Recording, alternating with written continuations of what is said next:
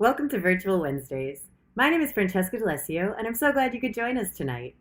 Opening this weekend, Jules Tavernier and the El Pomo exhibition at the De Young Museum includes more than a dozen paintings, watercolors, prints, and photographs by Jules Tavernier.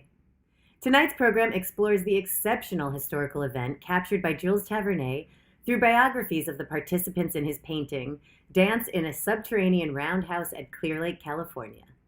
This exhibition is organized in partnership with the Metropolitan Museum of Art in New York City and co-presented with El Pomo cultural leader and regalia maker Robert Geary, Dry Creek Pomo scholar Sherry Smith-Ferry, and Eastern Pomo artist and curator Meu Merifu.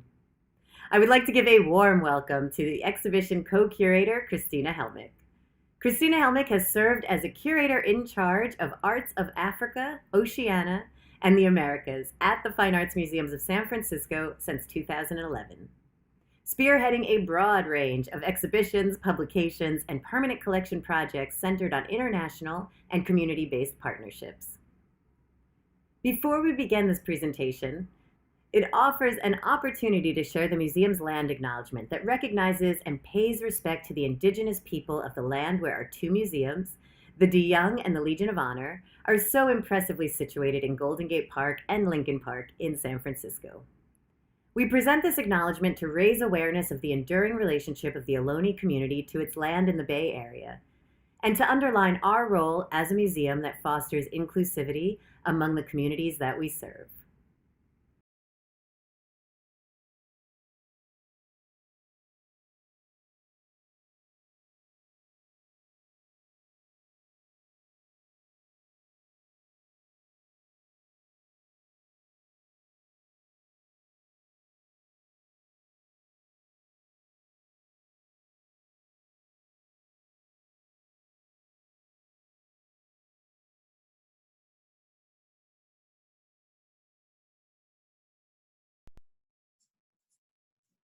Thanks, Fran.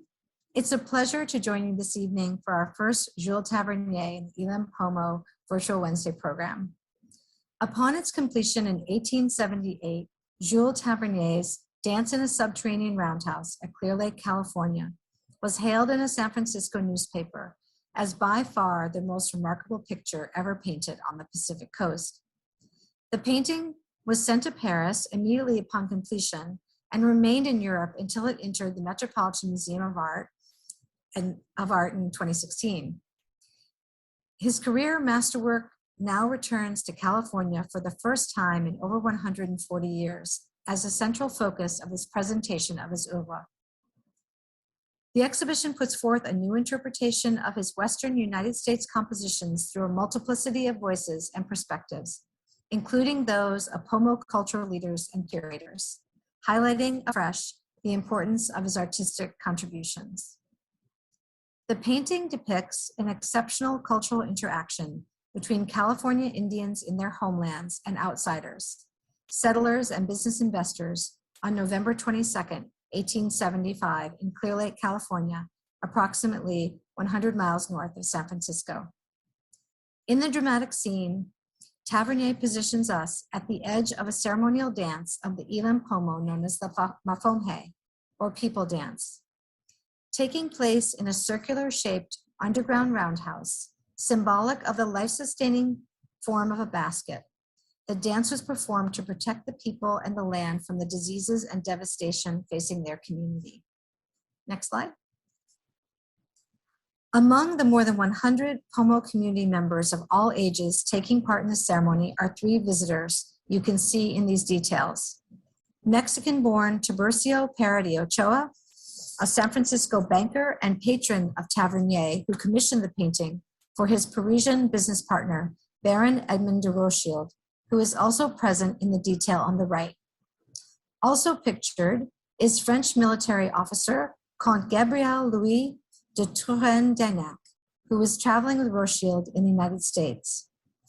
Parrott was the new owner and operator of the Sulphur Bank Quicksilver mining company on Elem ancestral lands. The mine and surrounding area is now an Environmental Protection Agency Superfund site due to widespread environmental contamination with mercury and arsenic, with ongoing cleanup, and the Elem Pomo Indian colony continues to reside there. Tavernier completed at least 30 paintings of indigenous peoples over the course of his 18-year career, portraying the grandeur of their ceremonies and gatherings and the awe-inspiring beauty of the contested spaces and land. Next slide. Elem Pomo tribal citizen and co-presenter of the exhibition, Robert Geary, calls the painting a snapshot in time that connects him to his relations. Tonight, our speakers, including Geary, will explore the exceptional historical event captured by Jules Tavernier by bringing the biographies and stories together for a revealing view of the painting and California history. Next slide. I'm so pleased to welcome eminent historian Barbara Berglund-Sokoloff, who will host the program. She is joined by Elem Pomo cultural leader and regalia maker Robert Geary and Keith Baker, director of DTC for Spring Mountain Vineyard in St. Helena, California. You will also hear from art historian Joseph Baio, and you will find their full bios on the event page of the museum website. Thanks so much for joining us. Hello, everyone. Welcome. I'm truly delighted to be here today and to be part of this fascinating, important new exhibit. I'm coming to you from the mountains of Plumas County, which you can see behind me, the ancestral home of the Mountain Maidu people. My role in the program is to bring you into the world of 1875 in the United States, in California, and in San Francisco, to provide some historical context for Jules Tavernier's remarkable painting, Dance in a Subterranean Roundhouse at Clear Lake, California, and the moment in time that it captures, November 22nd, 1875. In particular, I want to talk about two things that the painting got me thinking about that are not in the painting itself, but are right outside the frame: mining and manifest destiny. They are what brought the people in the painting together. The painting depicts an Elem Pomo ceremonial people's dance with the white owner of the Sulphur Bank Quicksilver Mining Company and his colleagues looking on from the sidelines. The United States' belief in manifest destiny justified the presence of the mine on Elem ancestral lands. Money from mining led to the commission of the painting, and mining and manifest destiny are central to understanding California in 1875. Let's start with the big picture. 1875 places us in a particular moment in the United States in terms of its economy, its landed empire, and its society. We're in the Gilded Age. Economically, the logic of industrial capitalism is driving. That means control over people, its workers, and nature through extractive enterprises like mining. The United States will become one of the world's leading economic powers by 1900 because of it. But inequality is baked in. Immense wealth for some comes at the expense of poverty for others. The 1870s are marked by widespread economic depression. Clashes between labor and capital are intense and on the rise.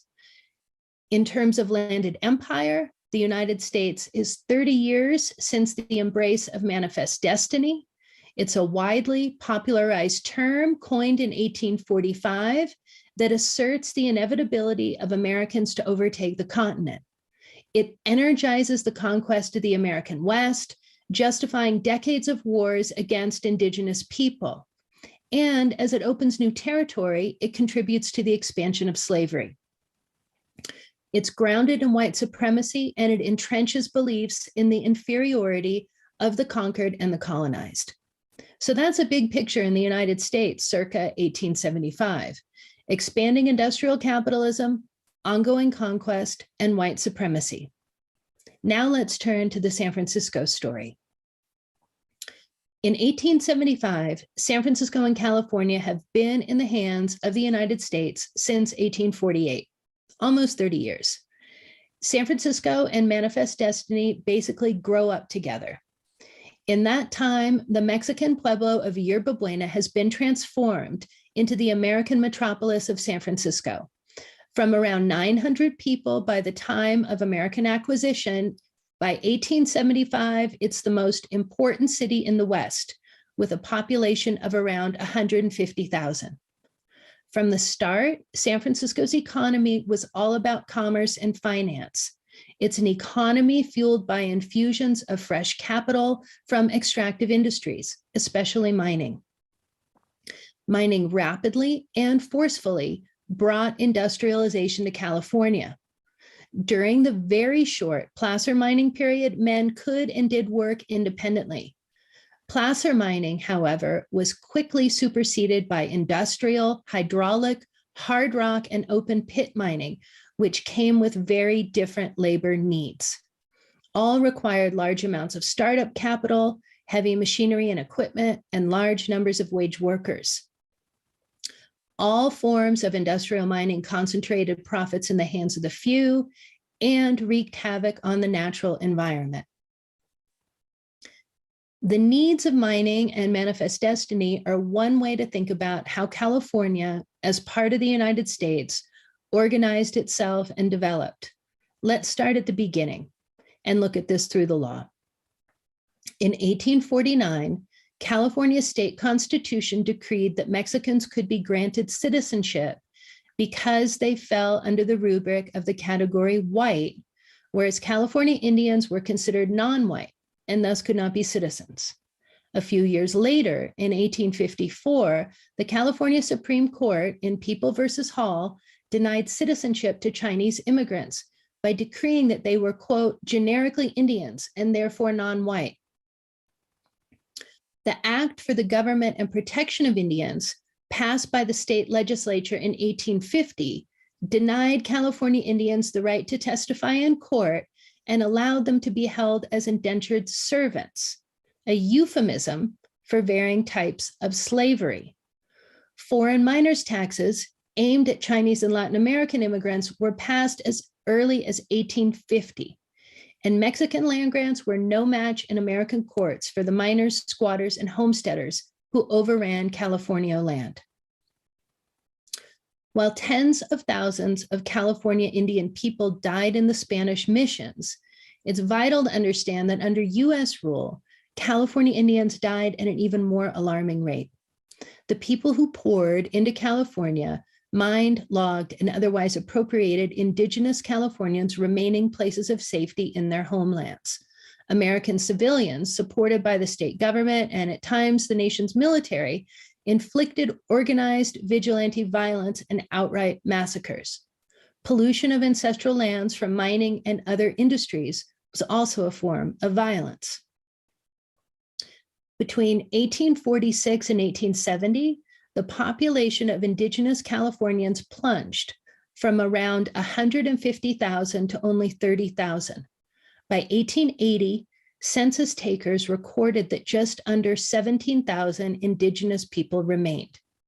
But in the face of this genocide, indigenous Californians survived and with strength and resilience have kept alive their cultures and traditions, like what's depicted through outsiders' eyes in Dance in a Subterranean Roundhouse. Most of the workers that did the mining at the Sulphur Bank mine were Chinese, but like mining itself, they are nowhere to be found in the moment Dance in a Subterranean Roundhouse captured. A firsthand account from the visit indicated around 85 Chinese workers were seen and that they were, quote, single-handedly carrying out ore extraction at the mine. Other sources indicate that the number of Chinese employed to be an average of about 400, with about 150 whites. Conditions were so dangerous that many whites refused to work there. Poisonous fumes combined with heat so intense that men worked in 20-minute shifts. Workers were killed by scalding water and from landslides. In the Depression of the 1870s, Chinese immigrants became scapegoats for white workers' economic woes. An onslaught of new discriminatory legislation ensued. In 1879, California placed a ban on Chinese workers, which the Sulphur Bank mine owner challenged and won. But in 1882, the nation passed the Chinese Exclusion Act, which, following renewals and extensions, indefinitely banned immigration of Chinese workers beginning in 1902. So I began with the big picture of the United States circa 1875. Let's end with the little picture, locally in San Francisco at the lavish Palace Hotel, brand new in 1875. The Palace was the largest, most modern, and most luxurious hotel in the world. Standing 7 stories high, it was huge by the standards of the day and dominated the city's skyline. It was built with money from mining, and to symbolize the success of mining and manifest destiny in shaping San Francisco and the fortunes of the men that rose with both. While it was exceptional for the Sulphur Bank mine owner and his colleagues to be in the Elem Roundhouse, it would not have been out of the ordinary for them to be at the Palace Hotel, wining, dining, rubbing elbows with other elites. When they entered the Roundhouse, however, they entered a place that was not their world, of their time or their history. They were visitors, strangers, but the fancy digs of the Palace Hotel were meant for them. The Elem Pomo invited white men into the Roundhouse to ironically witness a dance that was created to drive them away. But I doubt the Elem were invited to the Palace Hotel. Mining and manifest destiny were a one-way street. Mining and manifest destiny were foundational to the US period in California. They are an important part of the state's origin story. They drove its economy and the population boom that gave birth to San Francisco as a city and the race and labor relations that would prevail in the state. Mining and manifest destiny are what this painting got me thinking about. And I look forward to hearing our panelists take us more deeply into what's depicted and who's depicted in the painting, and to what the painting got you and our panelists thinking about as we move through the rest of today's program. I know we'll have a lot to talk about. Thank you.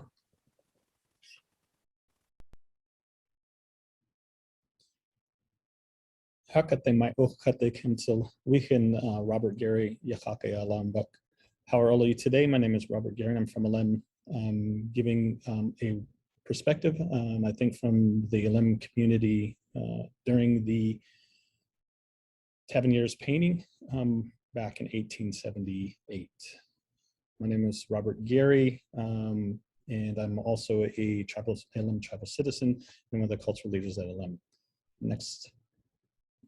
One of the things I wanted to discuss today are the dynamics, I think, within the communities with the leaders that are of the village. There are many different types of leaders that are in the village. The main leader is called Balakwi of the Elem village. This would have been the chief that would have made sure that the day-to-day things that had happened throughout the village would be done, that the rules were going to be followed, and everybody knew exactly what they had to do. There are also different types of leaders. For examples, there are war chiefs. There are also women chiefs. There are ceremonial chiefs.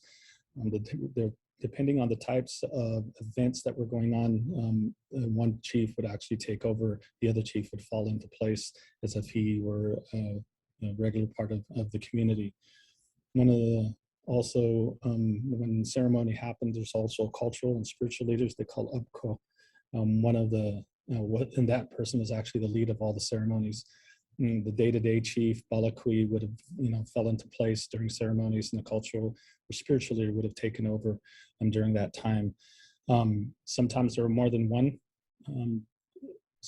cultural leader during that time of Tavernier's visit. I believe there were 2 during the time of Tavernier's visit. They also had healers and doctors, and they call Howi, which were many different types of healers within the community.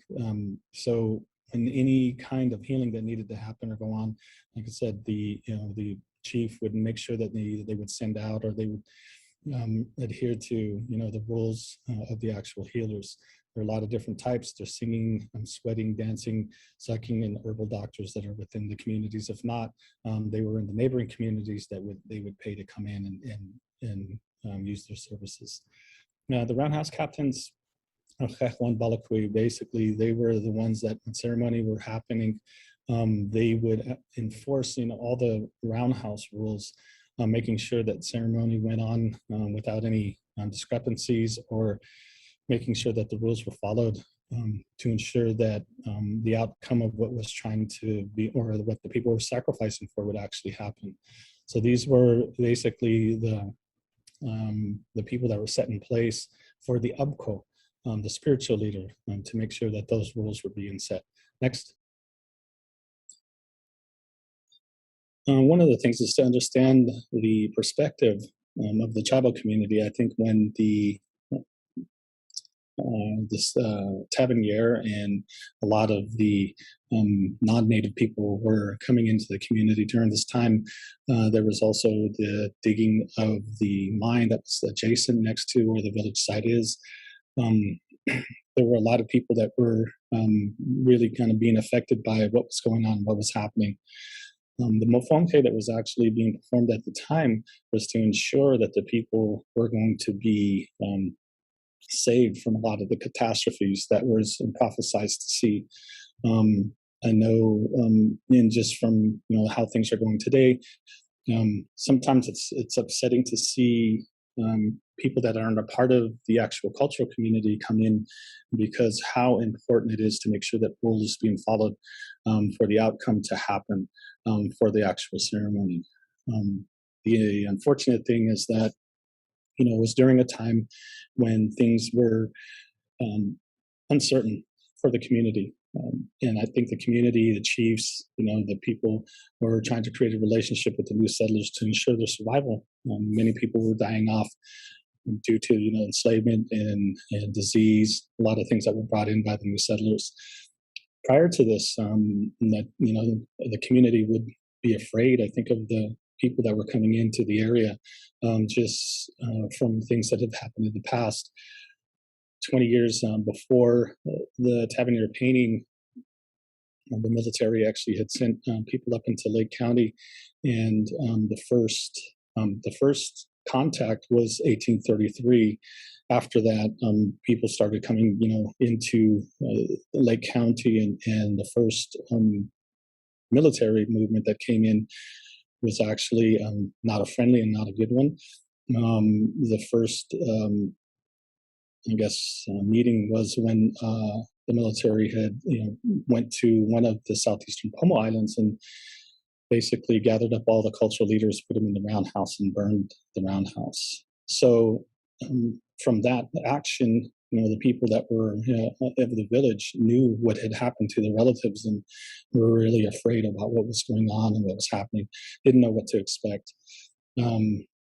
And then to make sure, like standing in the doorway and the rules, I know the community would have just kind of frowned upon, people that, didn't follow the rule that was going on. Next. Some of the ceremonial leaders that were there during the time, the very first ceremonial leader when it came to the roundhouses was a Wutu. He was one that started dreaming and started seeing things with the building of the roundhouse, Patsudak, which was an Ubko, and he started 5 years after Wutu, around in 1875.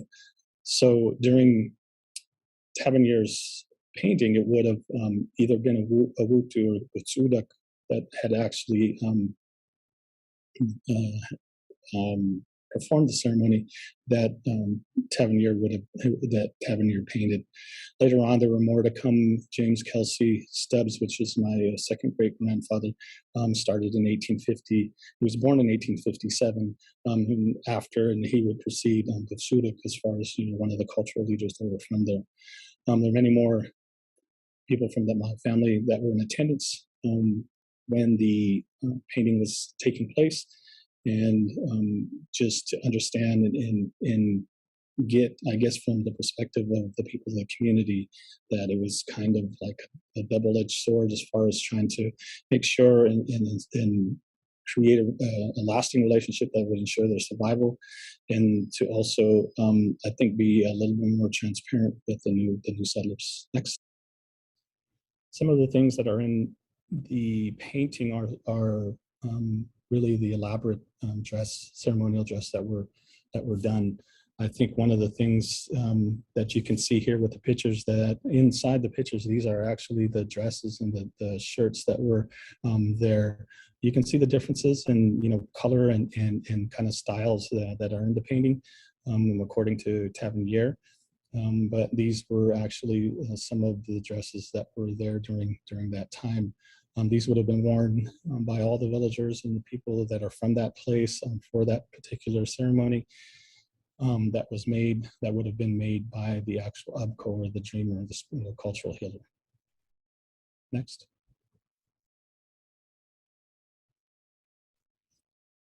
These are actually photos of the ruins back in 1902 of the roundhouse that Tavernier painted. The original roundhouse that was constructed. Samuel Barrett actually had made a trip out to Lake County at around in 1902 to see basically kind of the ruins of what was going on that he had also heard about. In the painting, you can actually see the center pole that has designs in the center pole to the right photograph, the internal view of the roundhouse. You can see the same designs that are in that. So even after the turn of the century, the roundhouse, even though it wasn't completely caved or completely gone, it was still there after the turn of the century. So to see Tavernier's painting kind of give life, I think, to something that has was kind of in ruins by the 1900s is really something special to see it with life and ceremony happening inside. Next. So I just like to say that I'm, honored to be a part of this exhibition, and here to be able, and my children to be able to be a part of something that's historic. We're thankful, to the De Young for all the hard work, for this exhibition and everything that it's going to do, not just for society to see us as Pomo people, but also our own people to see where we come from and how beautiful our culture and traditions were during that time. So Tiburcio, thank you very much. And today, is a really blessed day for me, and I'm happy to be a part of this. Oh. Thank you, Robert. My name is Keith. I'm the director here at Spring Mountain Vineyard, which was the original home of Tiburcio Parrott. And what I want to sort of do is sort of give you a descriptor of not only the man himself, but a little bit of insight into the period of time he lived in. In my opinion, he truly was a definition of a Renaissance man. So he had a lot of interest going on at the same time, and then a huge shift in his lifestyle just about the time that this painting was done. But originally, Tiburcio was born in Mazatlan in 1840. Now, he was called a natural son on his birth certificate. What that would mean today would be illegitimate son. So his dad was a very powerful diplomat and banker here in San Francisco. And then around 1840, he was sent to represent us in Mazatlan. He was our consul there for a little bit. He did meet a lady named Dolores. Unfortunately, she did not return to San Francisco with him, but Tiburcio did bring back a son that he was going to have raised here by his American wife. About 2 years later, he actually was our ambassador in Mexico City, where he did meet another young lady, and he brought back a daughter named Magdalena. That does play a role later on. At first, it was just he and Magdalena. So they spent most of their childhood together being raised before other children joined later on. But Tiburcio was highly, highly educated. And by the time he was 20, he had actually already gotten his first degree. He had gone to Harvard, and then they had sent him over to Europe also to do some education there. So he returned from getting his degrees when he was 20 years old, did return to Boston. And at first, and so we didn't really know why he was constantly going to all these different universities. You're sort of going to start to see a little bit of his personality here. In 1860, he did finish everything, came back, but by 1862, his father, in a letter, called him as having a restless disposition. So Dad cut everything off and Tiburcio was brought back from Boston here to San Francisco, where he lived with his parents.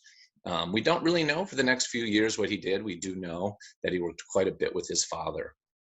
Then about the time he was 33 is sort of where we start to see him going out on his own. So in 1873, he bought what was called the California Borax Company. They were producing mercury, and that is where we start to see him getting into the mining situation. So he started to invest with the help of his father, of course. He built a little town called East Lake Township. That no longer exists, but that is also where all the mining started going. So around 1875, it was completely up and running. And I would say its heyday was probably 1875 to 1883, where the company was making Tiburcio a lot of money. So that was probably the height of his career in that perspective. In the 1870s, and we don't have exact dates because it's a sort of iffy when you're doing research, but somewhere around the 1870s is when he started sort of reaching out, supporting charities, and of course some artists. As we know, there was 3 that he supported in his life. Then around 1876, of course, that's where we see that this painting was done. Now, this was still sort of the peak of when Tiburcio was active. He met, of course, Baron Rothschild, and there was some talk that they were going to do this together, but the reality is the Rothschilds were actually doing most of their mining in South America, and the Baron came up here, befriended Tiburcio because he knew Tiburcio already was in mining, and that's where they started hanging out. And you see them in that picture where Tiburcio would take him from our home here at Miravalle and start showing him around the mining operations. But the Baron was actually never a part owner. He just got involved in what was going on there.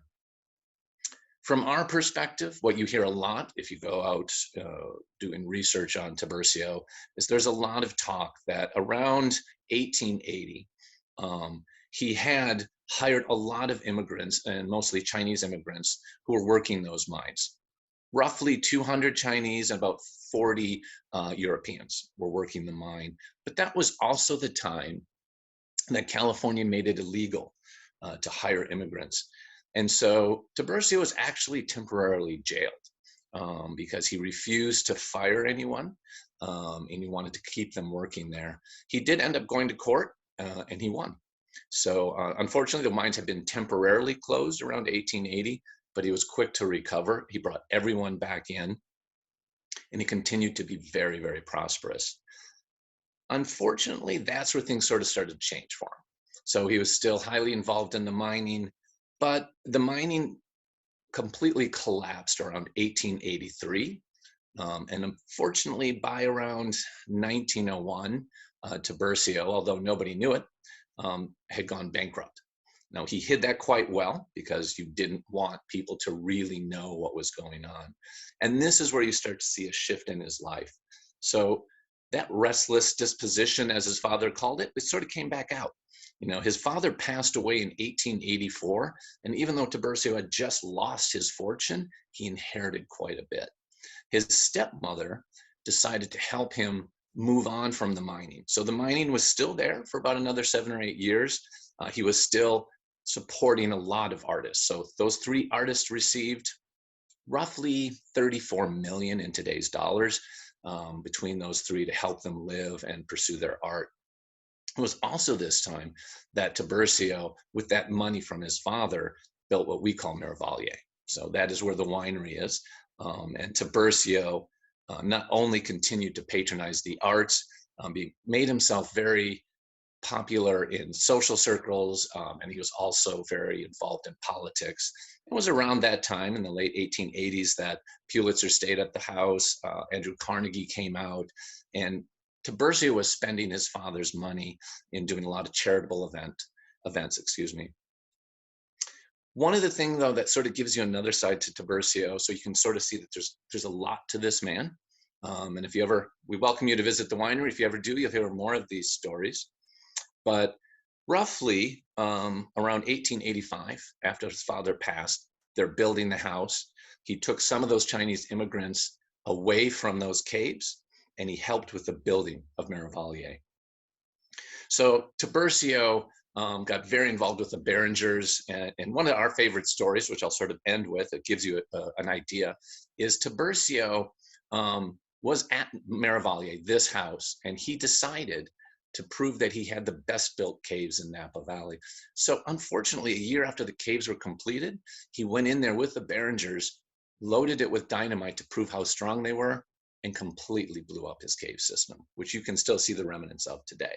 So Tiburcio's personality was all over the board, and he was a little bit larger than life in Napa Valley.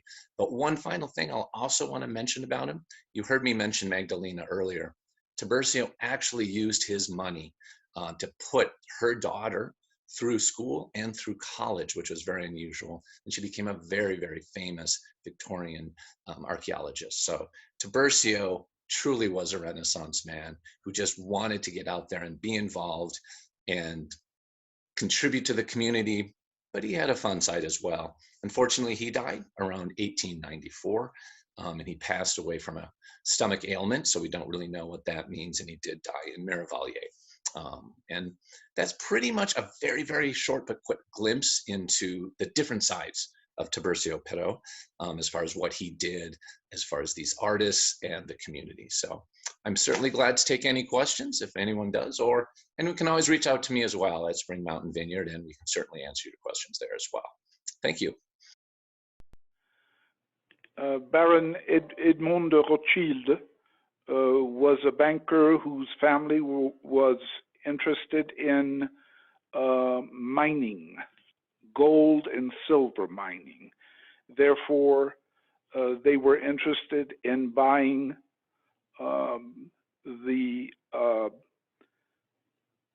quicksilver that the Parrott mine up at Clear Lake was producing in the form of flasks. And that was in the southeast corner of Clear Lake. So they were business associates. I don't think they were partners in anything. I think Rothschild was interested in buying a large number of flasks so that they could work with gold and silver bullion. And that was why Rothschild made the trip to the United States and crossed the country by railroad along with other people, and they arrived in California and were greeted by Tiburcio Parrott, who was the son of the great John Parrott, one of the biggest bankers in the United States, and certainly one of the biggest bankers in San Francisco. I found a report in an Australian newspaper that a Rothschild was coming to the United States, and I didn't know which one it was. I started looking through newspapers. I got a subscription to newspapers.com, and I started going through all of the California newspapers to see what I could find. And I found a report in the California Alta, I think it was called, newspaper, that said that the French Baron de Rothschild was arriving in San Francisco with a certain Comte de Turenne and a Dr. Daven. So I started researching that way. I started looking up Louis Gabriel de Turenne, who was a member of a family of great military officers, and he himself was a military officer who had been in the Franco-Prussian War at the time of Napoleon III. And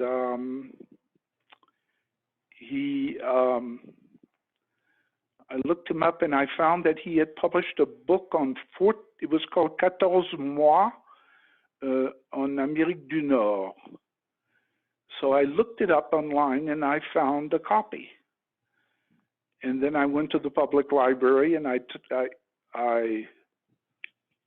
took out both volumes, and in the first volume, in chapter 8, I found that the entire chapter was devoted to their visit to San Francisco and to Clear Lake, which was the greatest find.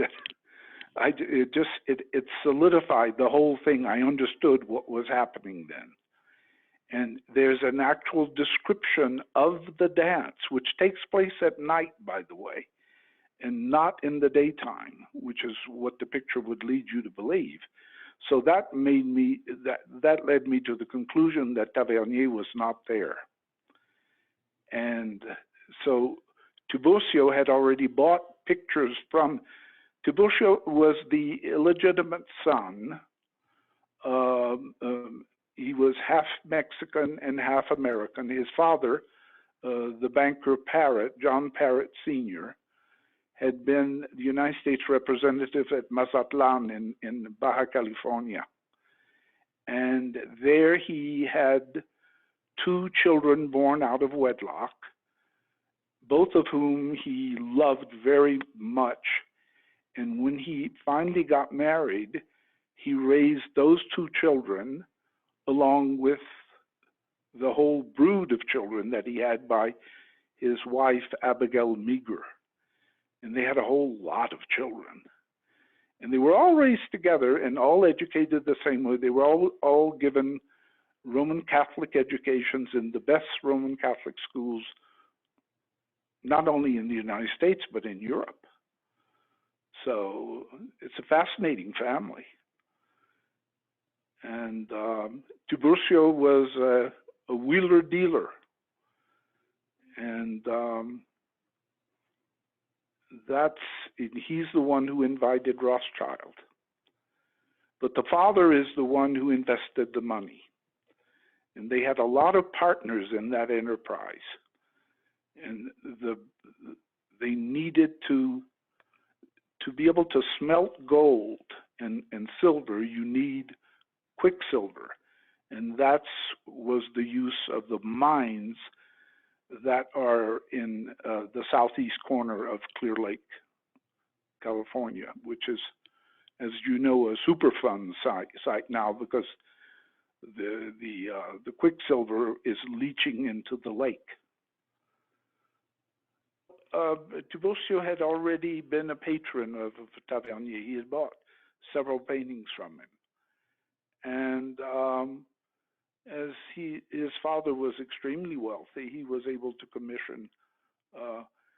When the whole group of them, and in the journal he describes exactly. I never could figure out how they quite got up to Clear Lake, which was not even mapped at that time. And the journal describes exactly how they got there and where they stayed and the inns they stayed at Clear Lake, and who the manager of the property was at the time, and then the invitation that was given them by the chief of the Elem Pomo Indians, the natives that lived on a rancheria. So they got to see this. And when Tiburcio got back to San Francisco, he probably had Jules Tavernier come in from Monterey, where he lived, and he gave him the commission and said, "I'd like you to go up to Clear Lake and see the native peoples and make drawings and make this most important commission of your life. It has to be very large, and it has to show the dance in the underground dance room." So I started delving into that, and I went into all kinds of studies of anthropology, ethnography, and trying to find out exactly what the dance was. And then I finally contacted Mr. Geary up at Clear Lake, who is one of the chief members of the tribe at Clear Lake, and he was the, I sent to him and to his wife several emails asking me if he could describe what the dance was, because before the picture was actually cleaned, I sent him an image of it. So he was able to clarify what the dance was. And this was the most elaborate composition that he had ever undertaken. It was also the largest. I found a larger picture that was done later, but I don't think he ever finished it. And so this was and Tiburcio didn't want anybody in San Francisco to know about it, but everybody was buzzing about it at the time. And the San Franciscans were furious that that the artist would not allow them into his studio to see it. So it actually went off to France. It was shipped to Paris to Baron Rothschild. And I'm not even sure Rothschild knew that it was coming, but he must have sent him a telegram or to let him know. And it was sent to the firm of Goupil, you know, where Theo Van Gogh worked. Goupil was a big dealer in Paris, one of the biggest, and he employed Vincent van Gogh's brother, Theo Van Gogh. So it's a small world. It went to Paris. It was stayed in the it probably went into Edmond de Rothschild's townhouse in Paris, and then eventually it was sent to his chateau that he inherited from one of his aunts in near Geneva. And the picture came up for sale at auction in Geneva, and that's where my firm, Wildenstein and Company, bought it. And that's when I began, because I was always interested my entire life in Native American culture and their. So I was just fascinated, and I devoted an entire year to studying it. And I finished it, and I published.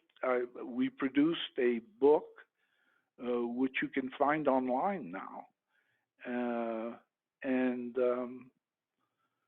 it was one of the greatest things I ever worked on. And I'm usually used to working on Italian Renaissance, French 17th, 18th century, Impressionism. I helped do the big exhibition on Claude Monet at the Grand Palais in Paris.